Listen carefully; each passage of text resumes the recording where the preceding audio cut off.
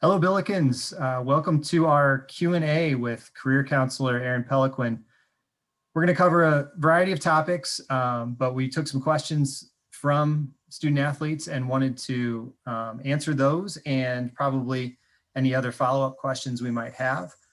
So we really want to jump in, get right to it, so you guys have some info heading into your job searches, whether you're a sophomore who's just getting started, or a senior who's graduating soon and is still looking for that job or that internship. We want to help you out as much as we can. So we'll jump right in with our questions, and Maeve is going to start us off and ask Aaron some questions. Thanks. Hi, Aaron. Hi. I'm wondering what the top 3 things you look for in a resume, both good and bad. Good and bad. Yeah, so top 3 things that I look for in a resume. So, part of my role is to review resumes that students send through Handshaking. We really try to make sure that we, are looking for some of the things that employers are telling us that they're looking for as well. I would say top 3 things for sure are always going to be grammar, to make sure that you have gotten as close to possible with no typos in a resume. Of course, some things happen, but when you're submitting a resume and employers are, looking over it, they want to know that you've taken time to analyze everything you put in on this document that is, in to some degree, a snapshot of your qualifications, and just shows, like time and effort and attention to detail. So grammar for sure. Also, the skill sets that are going to be highlighted in your bullet points, can never emphasize enough how important it is to really zoom in when you're writing bullet points. So, let's say an individual was,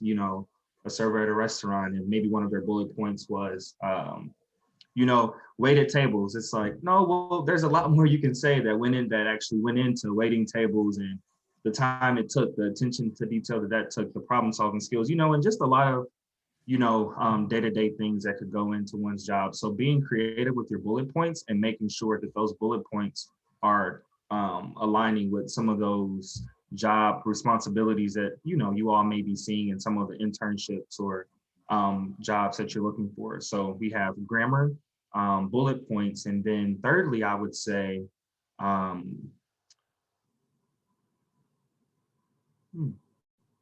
sorry, I'm gonna have to re-record. I'm stumped. Sorry. Oops. That's Aaron, a great one. I don't know that I was, sorry. We don't need to start over. We'll keep rolling. Okay. Like I said, we'll roll with it. Cool. You had good pros. Like, are there cons? Is there something on a resume that's the grammar, but like, is the length, or what? Is there something? Length. Thank you. That's my, I talk about this stuff so much that I stump myself up a lot. So sorry. Yeah. The length in pages is definitely one too. So we can keep the resume down to 1 page for sure. But if it's a 2-pager resume, then it's not a bad thing. We always say, it's pretty across the board that if a resume is going to be, about 2 pages max, then you want it to be of real deep, rich content, and maybe not stuff that was considered like accolades from maybe like high school, or maybe even some summer stuff, like your freshman year. But you really want to make sure that if it's going to be a 2-pager resume, that it's rich in content and quality over quantity for sure. So I think that would be the third thing. And those are all practical things that myself and any career counselor probably would agree on as well. That's great. Next, we've got Kaya's going to ask a question. I think sticking with the resume area. Sure. Yeah. Hi, I was wondering, besides a resume, what submitted document is going to be the most significant part of the hiring process? Mm-hmm. So pretty commonly, like most traditional hiring processes include your cover letter and your resume. You do have some employers who will, it's optional, but you can submit like letters of recommendation. And so that's always going to work for you rather than against you, especially if you feel like maybe your resume isn't as rich in content as, maybe other potential candidates who you're going up against, or maybe you are maybe questioning your cover letter to some degree, and you just really want something that's really going to solidify and really speak to your character and who you are then I would say that's where those letters of recommendation would come in handy. But was cover letters, is that what you asked? Yeah, I was just asking like what submitted document is the most important Most for like important. getting hired? Yeah, the resume. Your resume for sure. Again, that attention to detail piece, but I think even more in particular, the cover letter is pretty important too, because the cover letter, you get to talk about more in depth the things you can't talk about on your resume. So you can, cover letter, you have one page, about 3 to 4 body paragraphs to really talk about your qualifications, your experiences that have really, been rich for you, experiences that can really attest to your skill sets. You get to go in depth, whereas a resume, you don't have a lot of room to communicate all these accomplishments that you may have been a part of, or all of these different, stepping stones in your life that have inspired you, have inspired your different career aspirations. So resume and the cover letter, they really go hand in hand. I don't think one's more important than the other, because you have some employers who will look at a cover letter where and bring you in for an interview when maybe your resume wasn't as maybe there were other candidates whose resumes may have spoken to a little bit more of expertise depending on the industry and the field, but because you wrote an amazing cover letter, and really were able to really put yourself out there, then it's about just as important as a resume too. And I'll put a little sidebar in there. I know from my experience with cover letters, it's really good to let to say that you want the job. Yeah. Because sometimes you just feel like you're rehashing your resume. You're like, here's what I'm good at. Here's the things I can do. You're writing that out versus listing it on the resume, but it feels like the same thing. So it's important to say, I love this about your company. I love the idea of me getting to do this at your place, at your business. So I think you can speak to that if you want, but I think it's important that you tell them how much you want the job. It seems like it goes without saying, but you have to say it. Absolutely.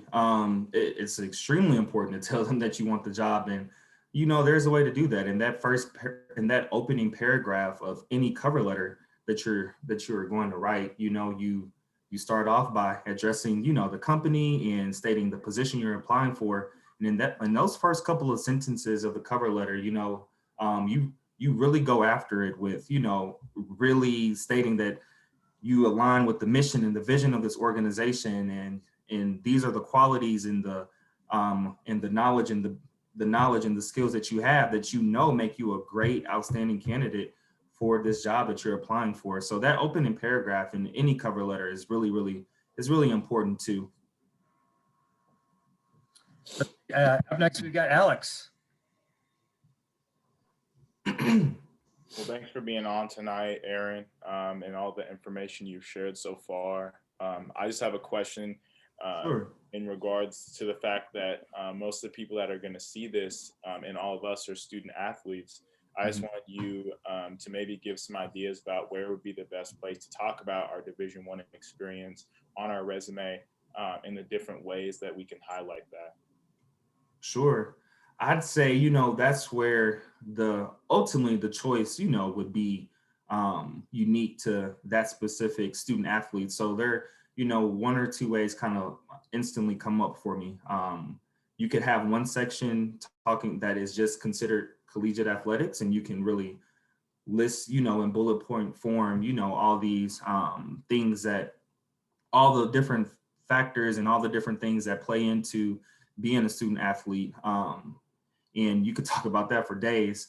And then also, you could also have a section on your resume, maybe just called leadership and involvement or leadership experience, because a lot of, being a student athlete is some of those, day-to-day qualities of being a leader, on and off the court, on and off the field, on and off the track. Yeah. So does that answer your question, Alex? Was that helpful? Yeah, that was great. Okay. All right. And next up is Mika. Sure. Hi. So Hey. my question is, should I include jobs I've had that don't relate to the job I'm seeking in my resume? Ooh, that's a good one. Yes, and so I'm gonna try to answer this in a clear way. Of course, employers they want to see a variety of skills that you have, and so if there is one job you have that can speak to a different skill set, then another job you have that can speak to a different skill set, and maybe maybe some of those jobs aren't necessarily aligning with your major or in the field that you're going into. But if they can attest to some of those transferable skills, then I would say go ahead and put that to keep some of those jobs on your resume. But I would also say that always kind of weigh out which out of these opportunities and these jobs that an individual has held, what's going to weigh a little bit more, is which one is going to weigh a little bit more and really suit you to on paper being considered well-rounded in your skill set versus just letting an employer know that you've had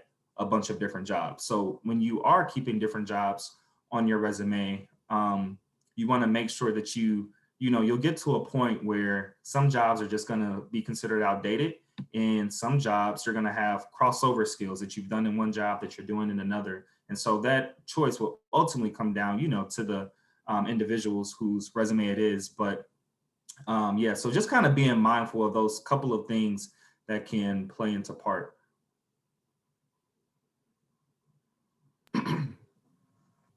That's great. And then our last question from our audience right now is from Kayla. Sure. Hi. I was wondering who are some good people you can ask for recommendation letters? Mm-hmm. Yeah. Your coaches always, that'd be great, since you spend a lot of time with your coaches. But ultimately, I would say this is also, going to be a tip to build relationships with your professors. Like that's, professors that are, also, on the ground running with you in the classroom, at least, like those are individuals who can really, again, attest to a different skill sets that you may have. And professors, teachers, they're teachers, so they're going to be able to identify maybe some things that about you that maybe you don't even see in yourself yet, maybe through some of your coursework, or maybe through some group project experiences, or just building that relationship with your professors, who can also turn into great mentors, and your coaches too. So I would say those are probably the two the two different avenues. But also if you're working on campus in any capacity, then anybody in your department who can speak on your behalf, or if you're tutoring, or just really making a point to start thinking about those types of things. So those are just a couple of different avenues that are pretty accessible to student athletes, and students who aren't athletes too, on individuals who can write those letters of recommendation, and it just pushes you too on an individual learning how to keep in contact with people, and also building those networking skills up too. You always want people in the room who can advocate on your behalf.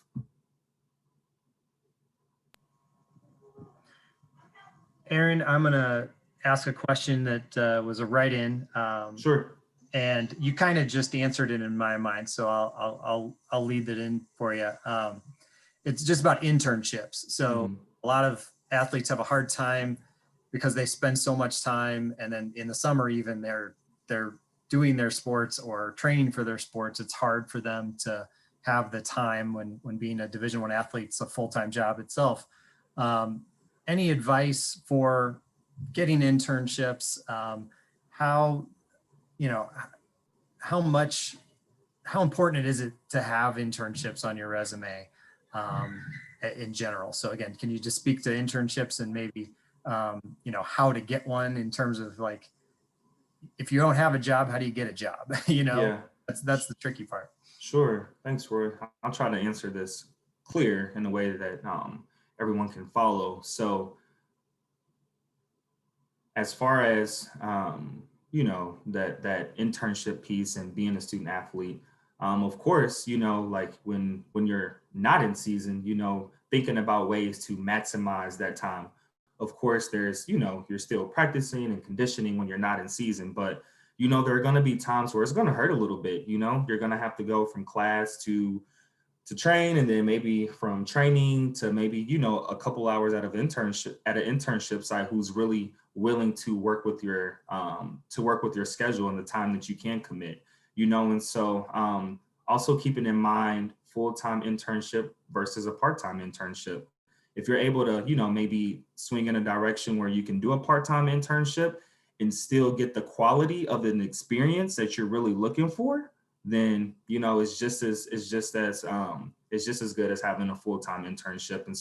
And also just strategizing ways to maximize your summer. And so I know everybody's training programs look different, depending on the sport. Everybody's training program looks different during the summertime. I know for me in particular, having done track and field as a college student summertime, so I'm like, okay, I got to be on it. Like those were the times to still train, still follow through with what was being asked of me so I could perform, but also maximizing that time, to get out there and reach out to employers, or to start sending out, to start doing that process, in the springtime too. And so if you haven't already, kind of began to map out your summer, now may be a time to do so with starting to identify where you want to intern. And so I think ways to think about that are location.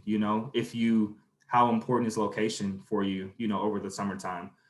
Will you have to be in St. Louis to train, or is this home, or will you be in another city? So really starting to think about location, and then mapping out the top 10 places that you would even want to intern at. If you can map out top 10 companies where you'd want to intern, or maybe you heard of from a peer or another student athlete or some professors, really getting those places on your radar so you can start, seeing what type of opportunities they have. And then from there, getting the application in. That's the biggest part, is actually getting the application in, submitting your resume, submitting your cover letter. And that also will allow you to see, maybe what gaps you're having with landing an internship versus not landing an internship. And so I think those are just a couple of general ways to think about going about getting an internship, because then it comes down to, what's your specific major, and what's your specific major, and how critical is it for that specific major to have an internship that's, or, maybe you found an internship in a different industry, that you're super passionate about, that you want to go for. That's good. That's good stuff too. And so those are like a couple of broad topics. And then, it could even be more zoomed in from there, but I kind of wanted to do a catch-all answer with that. Does that work, Roy? Yeah, that's great. I think that's awesome. And you, good segue there with the Zoom. Our last question I'll ask is one I'm stealing from Alex, is regarding online and Zoom interviews. And like that's likely to maintain and be a frequently used form of interviewing, at least in a first step or two. Sure. So I just want to talk about maybe dress and maybe background. Is my background appropriate? Is my collared polo appropriate, or should I be wearing a tie? What kind of things can you recommend there? Yeah, Zoom etiquette. Background, yes, your background looks good, Roy. It's good. But background, you want to make sure that it's minimal distraction. And so if it's a plain wall, great. If it's a wall with one picture in the background, that's fine too. So really leaning into a background that's going to be less distracting. Of course, if you can't work around that, then, you can get creative. But generally you want a background that is going to put more attention on you and less attention on, maybe the 10 posters that are in the background that can be distracting for the interviewer. Also, just making sure that your eyes are, that they're centered to the camera and looking at the individual who's interviewing you. That's, not rocket science, but still something we can, kind of minimize, because, when you're interviewing, you get nervous, you get jittery, or maybe there's some anxiety coming up. And so really, thinking through how you can control, some of that body language. And so another simple interview tip is, if you feel yourself struggling and getting fidgety, because we all do, just simply, your arms like this and, you know, just sitting up straight and looking right into the camera. It seems to really be a good strategy that I've, you know, shared with students and that students have, you know, shared that works too. So those are a couple things. And then also when it comes making sure that, you know, that you're still, you know, professional attire, you know, whether that's a button down, a suit jacket, or, you know, just a nice blouse and in a suit jacket, or, you know, if it's a tie for a gentleman or whatever the case may be, you know, to each their own. But making sure that you're still covering those, you know, traditional professional tips as it relates to attire as well. And then also when it comes to Zoom, you know, like Zoom interviewing, if you will, the nonverbals are going to be really important versus, you know, when you're interviewing in person, you can tend to read the room a little bit better. But when you're interviewing on Zoom, you know, you really want to make sure that you're really leaning in and really working hard to stay engaged with the person that's interviewing you, just so that there is not any communication that gets lost in. Also, so they see that you're engaged and that you want to be there and that you are passionate about the interview, even with it being through Zoom, if you will. And also, I mean, again, just, of course, we can never predict internet connection, but if you can get to the computer a little earlier to make sure that the Wi-Fi is, you know, up to speed, or if you need to actually make a trip somewhere else and, you know, have to set up shop there, then, you know, those are things to kind of keep on your radar. So those are kind of like your traditional, right off the bat, you know, Zoom etiquette tips. That's great. I'll just finish up really with some publicity. So anybody watching this and those on the panel, Aaron is our liaison. He's our direct connection in career services. I can't wait for the day when he's on campus and not in his apartment and we can all go and see him in person. But again, if you want to have a meeting set up, you know, with Aaron, you can email, you can contact me, and we can get you connected. So again, great resource to at any stage. If you're just starting, if you're a freshman or sophomore who hasn't even really thought about it, it's a good idea to establish some connections. And then when you are looking for that job, you'll have the person, or if you're a junior, senior who hasn't been thinking about it, now's the time to get connected to Aaron and get your resume reviewed.